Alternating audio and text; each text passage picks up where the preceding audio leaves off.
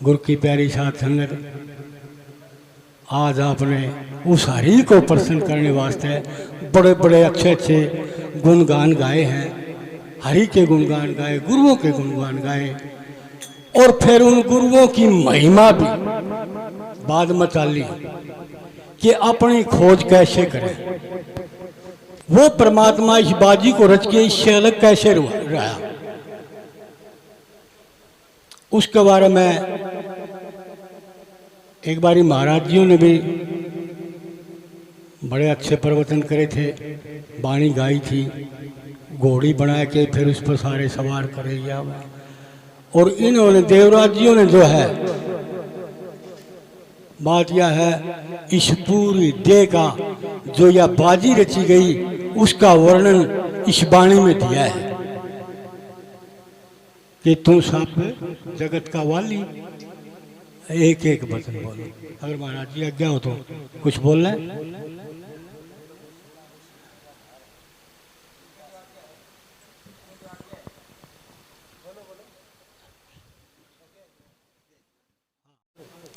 जैसे कुम्हार मटके बनाता है तो माटी का आधार होता है, चाक का आधार होता है, और कुम्हार उनका आधार होता है। जब माटी और चाक कुम्हार होगा तभी तो मटका तैयार होगा।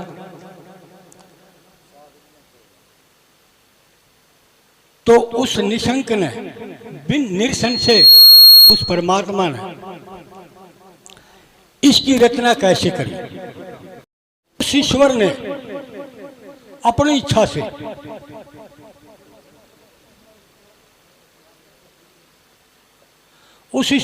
इच्छा से इस माया से तमोगुण अंश से रचना करी। क्या कैसे करी कि पहले शब्द तनुमांत्रा उन्होंने प्रकट की। तनुमांत्रा किसे कहते हैं? जैसे अपन भूख लगी, उसका महसूस अपन दूसरा नहीं पता, उसको कहते हैं सूक्ष्म से अति सूक्ष्म, उसको कहते हैं तनुमांत्रा। उस तनुमांत्रा से इच्छा हुई, आकाश की रचना हुई। आकाश बगैर शब्द सुनाई नहीं दे। फिर आकाश से सप्रस की कामना हुई। सप्रस की कामना हुई तो सप्रस से वायु की रचना हुई, और वायु ने रस की रचना करी। रस की चाह हुई, जल उत्पन्न किया। अब उससे रूप विषय प्रकट हुआ तो रूप से अग्नि प्रकट हुआ, और अग्नि से गंध विषय प्रकट हुआ, और गंध से पृथ्वी हुई। ये पांचों तत्वों की रचना उस ईश्वर ने अब इच्छाधारी थे, इच्छा से हुए। इनको भी इच्छा हुई, शब्द आकाश का विषय हो गया, और सप्रस पवन का विषय हो गया। भोग भोगने लगी ये। अग्नि का रूप विषय हो गया, और जल का रस विषय हो गया, और पृथ्वी का गंध विषय हो गया। पांच तो पांच विषय दो जल ने प्रकट कर लिया। अब इनकी 10 इंद्रियां पैदा हुई। अब इन इंद्रियों को इच्छा हुई। इन रले मिले मेल से इन्होंने 25 प्रकृति अपनी उत्पन्न करी। एक एक तत्व की 5-5 प्रकृतियां होती। इस वाणी का तो है, इन्होंने ऐसा गाया है, उसी पर चर्चा चल रही है। हाँ, ये अपना दूसरी या तीसरी, ठीक है। अब जो है 5 तत्व, 5 विषय और 25 प्रकृतियां। प्रकृतियां शायद आप जाने, सब गिनवाने की क्या जरूरत है। अगर आप कहो तो वो 5-5 प्रकृतियां भी प्रकट करें, कर। अब आकाश की अहंकार, क्रोध, मोह, लोभ, और संतों ने उसको मत्सर कहा है। वैसे ईर्षा होती है, मत्सर का अर्थ होता है ईर्षा। ईर्षा ये पांचों प्रकृति जो है आकाश तत्व की है। अब अगन तत्व की भूख, प्यास, आलस्य, निंद्रा और क्रांति। क्रांति कहते हैं चंचलता को। ये पांच अगन की होगी। पवन की ध्यावना, पसरना, उछलना, चंचलता और संकोच। ये पांच पवन की होगी। अब ये इनके सूक्ष्म धर्म है, दिखने वाली चीज नहीं है, ये धर्म है इनके। अब स्थूल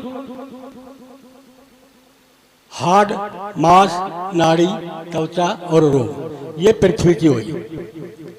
संतों ने जो भी वचन कहा है वो सुधार के कहा है, जिसको हम काम भी कह देते हैं और इसको शुक्र भी कहा है, वृज के नाम से भी पुकारा है और रेत के नाम से भी पुकारा है। रेत रक्त, पित्त, सवेद और लारा, ये पांच स्थूल जो है ये जल ने बनाए। अब ये है रले मिले सारे 25 प्रकृतियां जो है ये रली मिली हैं। इन 25 को ही जो 10 स्थूल और 15 सूक्ष्म, इनको 25 प्रकृति का है। संतों ने इनको ही भूतनी कह दिया, इनको ही नागनी कह दिया, इनको ही मृगानी कह दिया, इनको डंकनी, शंखनी, अनेकों नाम से पुकारे है ना जी। तो ये रचना सारे की सारी 5 तत्व, 5 विषय और 25 प्रकृति, ये तमोगुण अंश से हुई। ये कहा ना त्रिगुणी माया, ये तमोगुण अंश से उत्पन्न हुई 35, और इन 35 का ही स्थूल शरीर है। और इसकी क्या जागृत अवस्था है, स्थूल शरीर की जागृत अवस्था। और इस जागृत अवस्था में ये 35 ही काम करती है।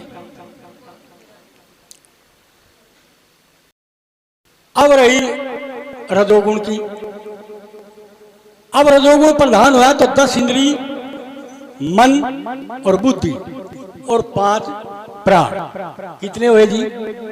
17 हो। ये 17 जो है सूक्ष्म शरीर की सामग्री है। वो संतों ने कह दिया तत्व है मानना, लेकिन तत्व तो एक ही है जिसने ये सारा ब्रह्मांड रचा दिया। हाँ, अब देखिए महाराज जी, मैं तत्व का एक बार पहले भी लिख रहा, महात्मा जी ने कराया था। मैं माने माया और तत्व माने तत्व, ईश्वर। ये माया ईश्वर की ही रचना है। मैं तत्व का असली मतलब तो ये अर्थ नहीं करता है।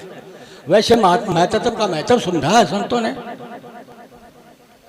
महत्व समझा है। हाँ,